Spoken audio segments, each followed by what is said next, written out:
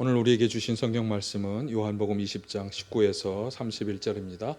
요한복음 20장 19에서 31절 세 번역으로 봉독하겠습니다.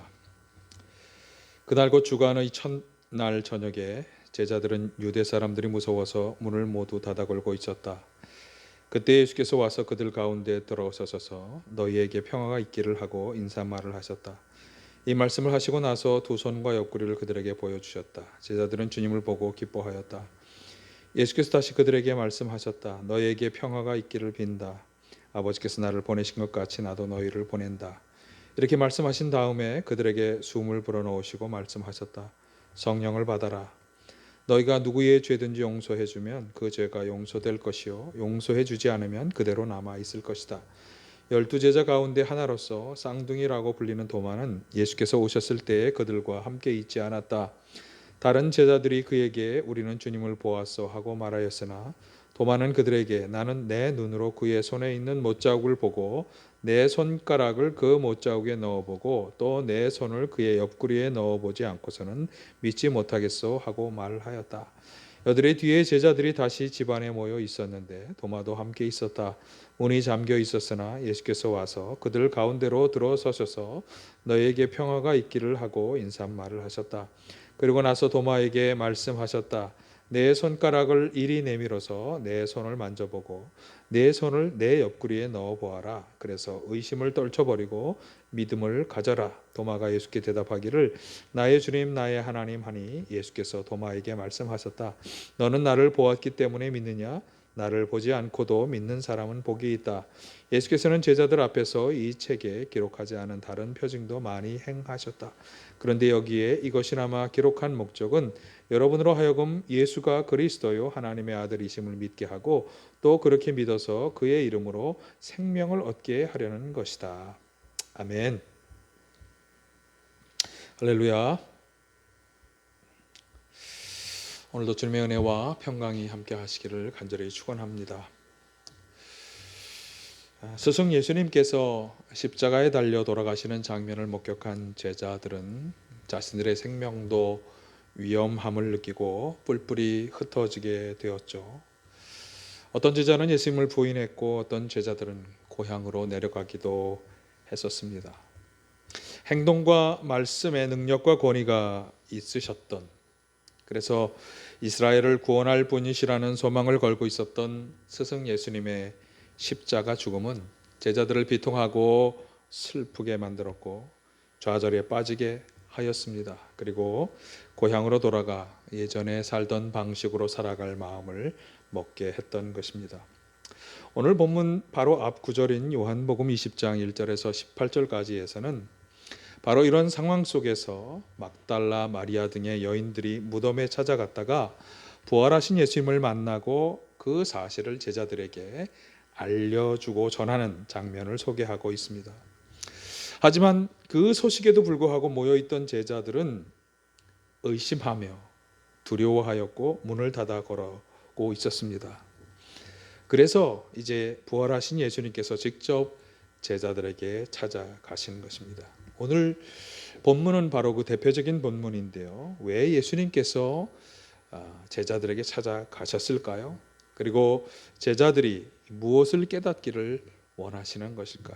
오늘 부활절 후 첫째 주일을 맞아서 바로 이 점을 함께 생각해 보도록 하겠습니다. 예수님의 제자들은 예수님께서 십자가 위에서 못 박혀 죽으시는 장면을 보았죠. 스승 예수님께서 죽었다는 것은 제자들에게 너무나 분명한 사실이었습니다. 그래서 그들은 도망치고 부인하고 두려워하며 숨었던 것입니다. 또한 처음 여인들이 예수님의 부활 소식을 전해왔을 때 믿지 못하였죠. 자신들이 직접 체험한 예수님의 죽음은 사실로 여겨졌지만 그러나 직접 보지 못하고 체험하지 못하였던 예수님의 부활 소식은 공허한 환상에 불과하다고 여긴 것입니다. 그래서 제자들은 유대 사람들이 자신들마저 해칠 것을 두려워하며 문을 꼭꼭 걸어 잠그고 숨어 있었다, 이렇게 말할 수 있겠습니다. 오늘 본문에서 우리가 먼저 생각해 보아야 할 인물은 도마입니다. 그는 예수님의 부활을 믿지 못하는 제자들 중에서도 그 정도가 심했던 사람입니다. 도마는 자신이 직접 만지고 보아야 믿겠다, 이렇게 말하고 있습니다. 25절을 보실까요? 다른 제자들이 그에게 우리는 주님을 보아서 하고 말하였으나 도마는 그들에게 나는 내 눈으로 그의 손에 있는 못자국을 보고 내 손가락을 그 못자국에 넣어보고 또 내 손을 그 옆구리에 넣어보지 않고서는 믿지 못하겠소 하고 말하였다. 자, 직접 보고 또 만져보아야만 믿겠다라고 하는 것인데요. 오늘날 마찬가지죠. 요즘 같은 과학의 시대에 또 합리주의적 판단의 시대에 보지 못하고 체험하지 못한 것을 어떻게 믿을 수 있는가 하고 말하는 사람들이 참 많이 있습니다. 교회 신앙생활 하는 사람들 중에도 이런 부류의 사람들이 많이 있어요. 보아야만, 경험해야만 믿겠다라고 하는 것이죠. 그래서 사람들은 이렇게 말하죠. 이렇게 저렇게 하나님이 살아계시다고 하는 것을 보여주시면, 내가 경험하면 그러면 좀 신앙생활을 할 수 있겠습니다. 더 열심히 교회 다니고 더 열심히 헌금도 하겠습니다. 이렇게 말합니다. 물질의 축복, 건강의 복을 주시는 것을 직접 경험해야만 참으로 믿고 섬기겠다라는 것입니다. 사실 겉으로 말은 하지 않지만 속으로 그러한 생각을 가지고 교회에 다니는 분들이 꽤 있다고 생각이 됩니다. 사실 우리 성도들이 흔히 하는 기도의 내용만 보아도 그렇게 생각이 되어집니다. 먼저 구하는 것이 무엇입니까? 가정의 평화와 행복이죠. 아픈 육신의 질병을 치료하고 물질의 복을 구하는 것이, 사업의 성공을 구하고 직장의 승진을 구하고 자녀에게 복을 달라고 구하는 것이 일반적인 기도의 주요 내용 아닙니까? 이런 기도를 드리고 이 기도가 응답받는 것이 믿음 생활이라고 생각하는 것입니다. 어쩌면 도마는 이런 사람들의 대변자다, 이렇게 말할 수 있겠습니다. 우리 중에 상당수 신앙인들이 바로 이런 생각을 가지고 신앙생활을 하는 것입니다. 그런데 예수님께서 말씀하시죠. 27절 도마에게 하시는 말씀입니다. 내 손가락을 이리 내밀어서 내 손을 만져보고 내 손을 내 옆구리에 넣어 보아라. 그래서 의심을 떨치고 믿음을 가져라. 의심을 떨쳐버리고 믿음을 가져라. 예수님께서 보시기에 눈으로 보고 손으로 만져보아야만 하겠다는 도마에게는요, 참된 믿음이 없다고 말씀하시는 거예요. 의심하는 사람이라고 하는 거죠. 믿음 없이 의심하는 사람에 불과했던 것입니다. 바로 이것이 문제입니다. 오늘 우리들의 문제가 바로 여기에 있습니다. 교회에 열심히 다니는데, 열심히 기도도 하는 것 같은데, 그런데 신앙이 성장하지 못하고 여전히 어린아이처럼 이것을 해주시고 저것을 해둘라고 그렇게 기도하는 것, 이것은 바로 오늘 도마나 제자들처럼 참된 믿음을 가지고 있지 못하기 때문입니다. 예수님의 말씀처럼 참된 믿음이 없는 까닭인 것입니다. 예수님께서 공생의 활동을 하시면서 계속해서 제자들을 길러내셨는데요, 제자들을 선택해서 뽑으시고 그들을 계속 같이 함께 다니며 가르치셨어요. 이것은 예수님이 다시 하나님 나라로 돌아가게 될 것을 알고 계셨기 때문이에요. 그래서 예수님이 이 세상을 떠난 후에 제자들이 세상 속에서 예수님의 가르침을 이어받아서 하나님의 뜻을 잘 이루고 그것을 전하기를 원하시며 제자들을 선택하시고 기르셨다, 이렇게 말할 수 있겠는데요. 그런데 예수님께서 십자가에 달려 죽으신 후에 제자들은 여전히 두려워하고 숨어 있기만 했던 것입니다. 사실 이미 예수님께서는요, 제자들과 함께 다니시면서 3번이나 예수님이 고난과 죽음을 당하고 다시 부활할 것을 예언해 주신 바가 있었습니다. 그리고 또 바로 이전에 여인들을 통해서 예수님이 부활하셨다는 소식을 전해주기도 하신 것이잖아요. 그런데 제자들은 여전히 직접 목격한 예수님의 죽음만을 생각하며 두려워 떨고 있었던 것입니다. 그러니까 예수님이 그들을 제자로 불러주셨던 것에 대해서 부응하지 못하고 있었다, 이렇게 말할 수 있겠습니다. 그래서 예수님께서는 꼭꼭 문을 걸어 잠그고 숨어있던 제자들에게 직접 찾아오신 것입니다. 왜 찾아오셨을까? 그들을 다시금 참된 제자로 세우시기 위해, 하나님께서 이 땅에 이루려고 하신 그 일을 그들로 하여금 감당하도록 위해 찾아오셨다라고 하는 것이죠. 저는 부활하신 후에 두려워 숨어있는 제자들에게 먼저 찾아가신 예수님께서는 오늘 우리에게도 찾아오신다, 그렇게 확신합니다. 오늘날 의심하며 믿음을 가지 못하는 우리 모두에게도 주님은 지금도 찾아오시는 것입니다. 여전히 어린아이의 신앙에 머물러서 달라고만 찡찡거리는 사람들에게도 주님은 찾아오시는 것입니다. 세상 속에서 고난을 두려워하며 떨고 있는 사람들에게 찾아오시는 것입니다. 찾아오셔서 무엇을 하실까요?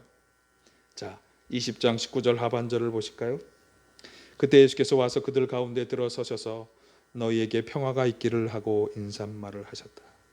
예수님께서 오시는 것은 먼저 평안을 주시기 위해서인 것입니다.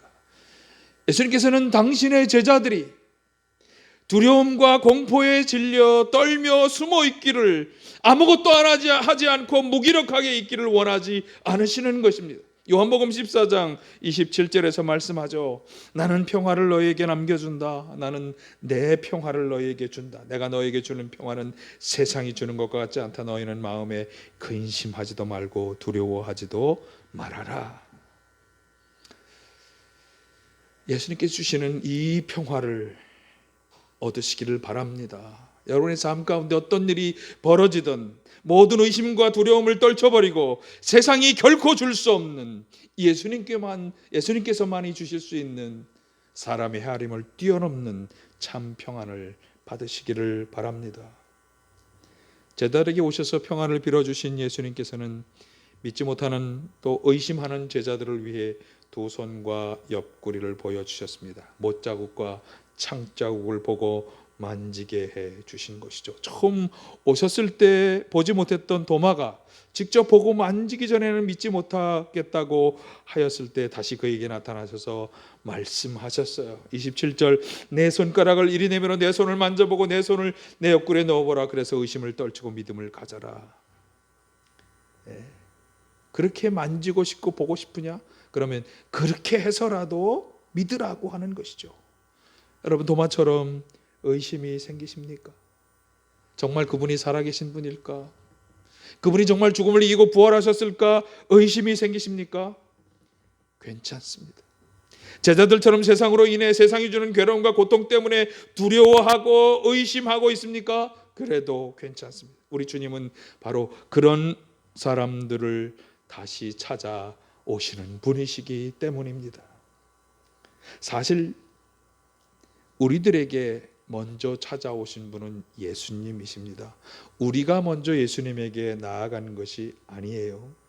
내가 죄로 인해 죽을 수밖에 없으니 구원해 주세요라고 우리가 먼저 요청하는 것이 아닙니다. 우리들의 이기심과 욕심으로 인해 하나님과의 관계가 끊어졌으니 오셔서 그 관계를 회복시켜 주십시오라고 우리가 먼저 간절히 원하는 것도 아닙니다. 예수님은 먼저 우리에게 찾아오셨습니다. 죄인이었던 우리에게 찾아오셔서 우리 죄를 대신 담당하셔서 십자가를 지신 것이고요, 자신을 희생제물로 드리셔서 하나님과의 관계를 회복시켜 주신 것입니다. 먼저 찾아오신 예수님께서는 이제 세상의 고난과 고통 때문에 두려워하고 믿음 없이 의심하며 떨고 있는 우리에게도 다시 찾아오실 것입니다. 믿음을 주시기 위해, 두려움을 없애주시기 위해, 평안을 주시기 위해 오늘 저와 여러분에게 다시 찾아오실 것입니다.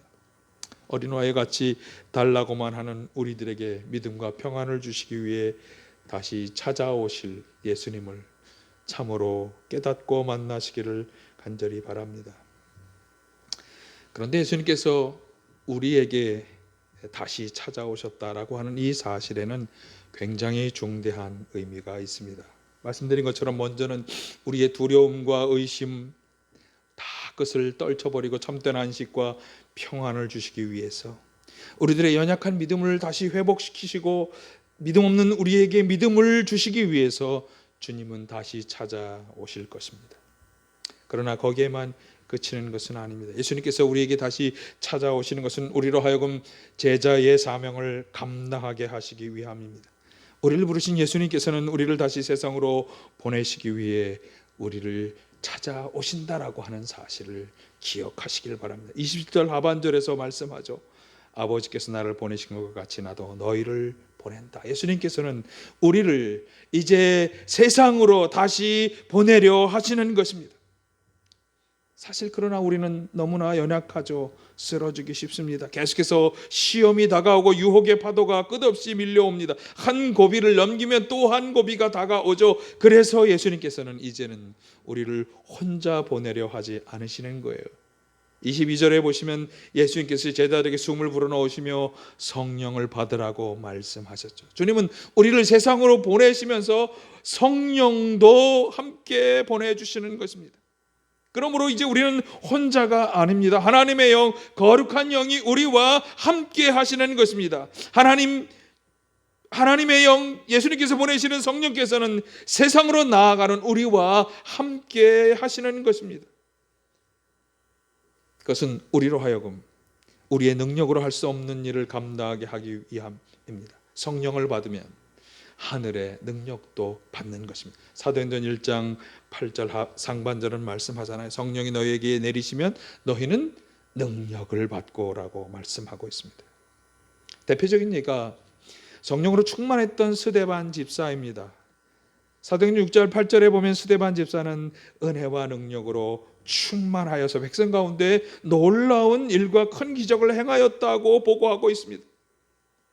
주님이 보내시는 성령을 받은 성도들은 하나님께 주시는 능력으로 무장되어 놀라운 일들을 감당할 수 있는 것입니다. 게다가 성령께서는 어떤 일을 행하십니까? 우리로 하여금 끊임없이 예수님의 가르침을 생각나게 하고 우리로 하여금 그것을 흘려내보내게 하시잖아요. 요한복음 14장 26절은 말씀합니다. 그러나 보혜사 곧 아버지께서 내 이름으로 보내실 성령께서 너희에게 모든 것을 가르쳐 줄 것이며 또 내가 너희에게 말한 모든 것을 생각나게 하실 것이다. 예수님의 가르침을 생각나게 하셔서 그 가르침대로 살아가게 하고 가르침을 전하게 또 하시는 것입니다. 그래서 우리는 성령의 도우심을 입어 예수님의 명령처럼 사도행전 1장 8절에서 말씀한 것처럼 예수님이 주시는 그 능력으로 무장되어서 부활의 주님을 담대히 땅끝까지 증언하는 증인으로 살아갈 수 있는 것입니다. 오늘 본문 23절은요, 그런 의미에서 성령을 받은 우리가 얼마나 중대한 일을 감당할 수 있는가를 이렇게 말씀합니다. 너희가 누구의 죄든지 용서하여 주면 그 죄가 용서될 것이요 용서해 주지 않으면 그대로 남아 있을 것이다. 여러분, 이 구절의 중대성을 우리가 꼭 알아야 합니다. 지금 우리가 우리에게 해를 주고 우리에게 원수처럼 행하고 우리에게 대적을 했던 그 사람을 용서하지 않으면 하나님께서도 그 사람을 용서해 주지 않겠다라고 하는 이 말씀은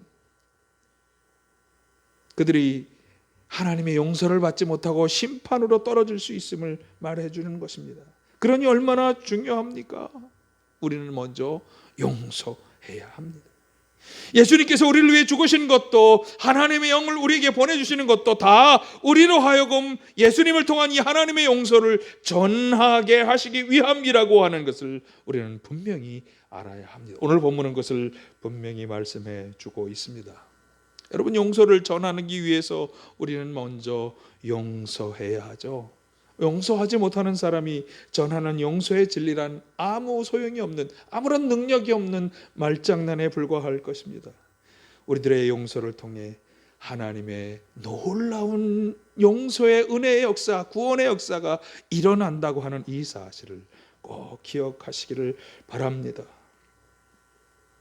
그래서 오늘 정말 우리가 오늘 본문을 통해서 꼭 알아야 할 중요한 교훈은, 우리가 이렇게 어렵고 힘든 세월을 살아가고 있지만 우리는 행복한 사람이라는 사실입니다. 우리는 그리스도 안에서 행복한 사람입니다. 아니, 행복한 사람이 될 수 있습니다.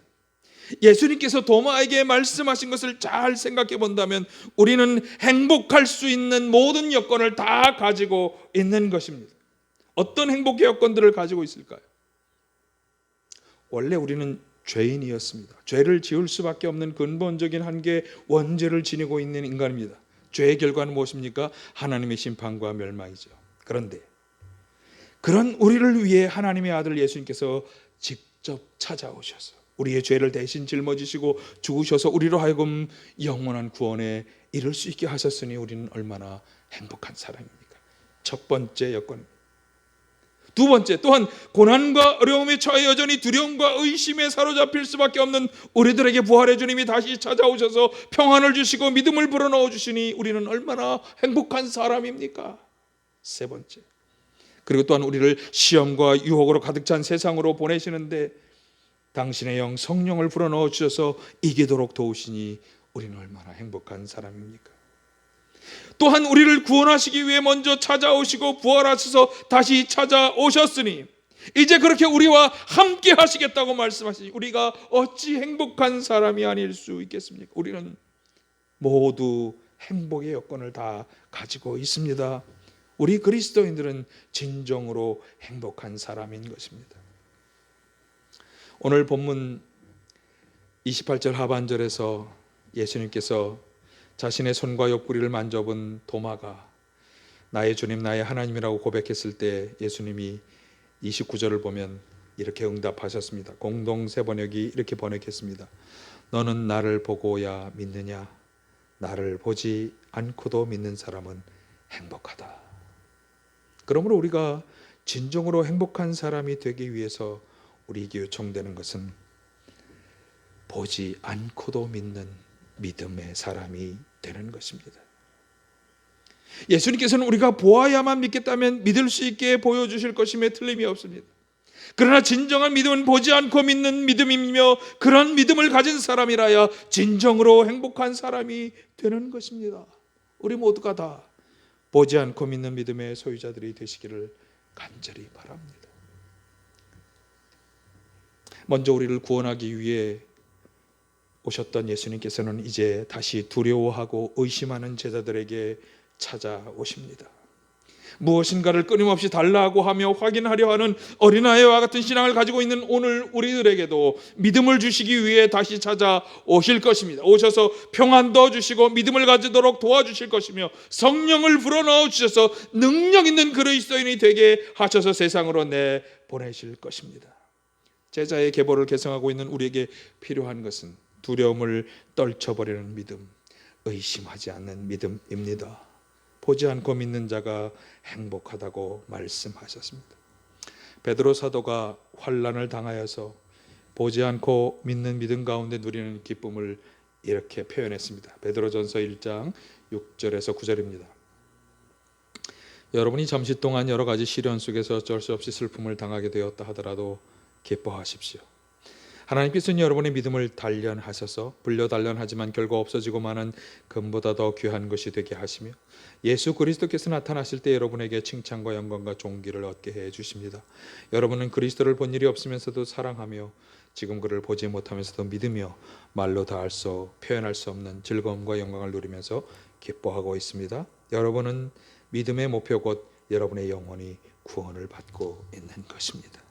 보지 않고 믿지만 그러나 우리는 우리의 영혼이 구원받는 참된 기쁨과 즐거움으로 가득할 수 있는 것입니다. 시편 기자도 시편 16편 90절에서 이렇게 고백합니다. 주님 참 감사합니다. 이 마음은 기쁨으로 가득 차고 이 몸도 아무 해를 두려워하지 않는 까닭은 주님께서 나를 보호하셔서 죽음의 세력이 나를 생명을 삼키지 못하게 하실 것이며 주님의 거룩한 자를 죽음의 세계에 버려두지 않으실 것이기 때문입니다. 주님께서 몸소 생명의 길을 나에게 보여주시니 주님을 모시고 사는 기쁨, 삶의 기쁨이 넘칩니다. 주님께서 내 오른쪽에 계시니 이 큰 즐거움이 영원토록 이어질 것입니다.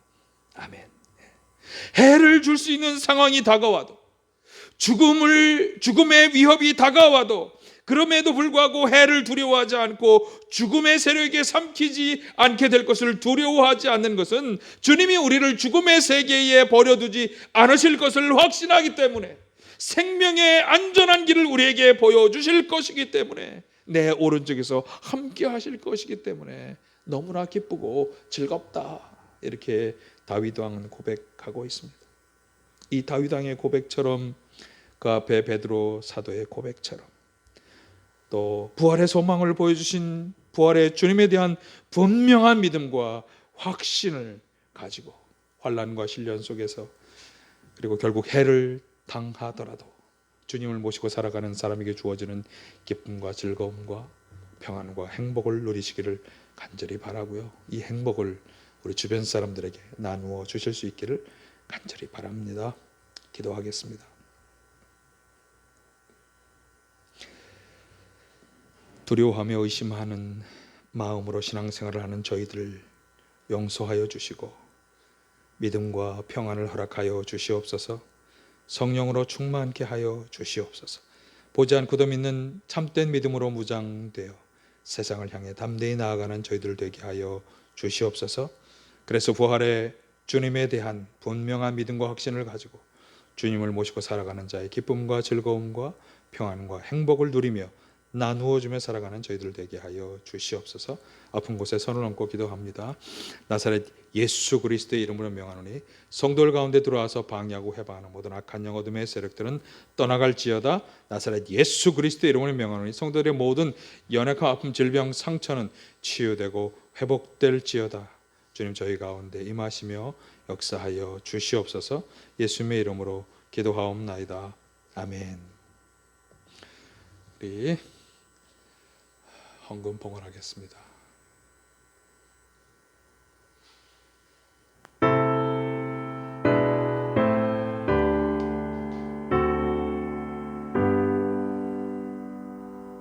모든 것이 주께로부터 왔으니 이 예물을 주께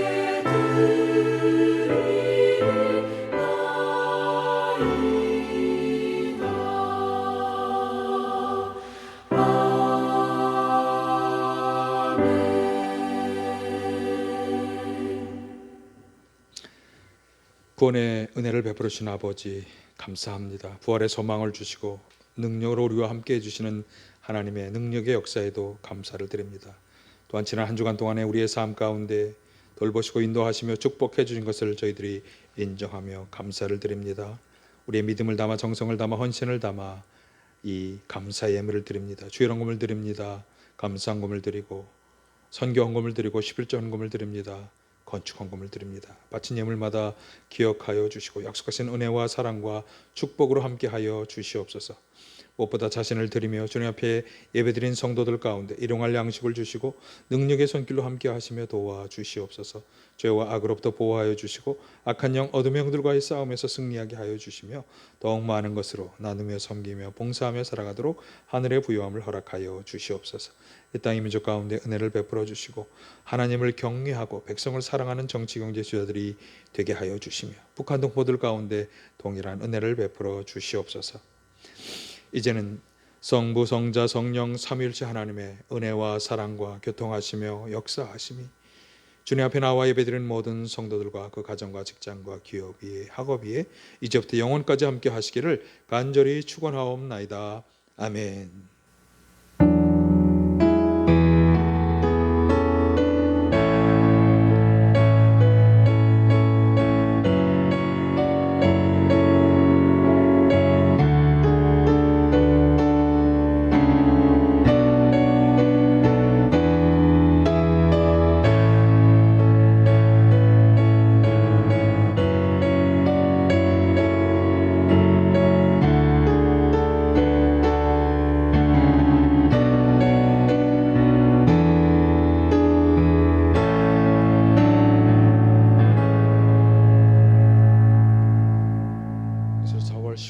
부활절 후 첫째 주일 주일 예배 하나님께 드렸습니다. 감사합니다.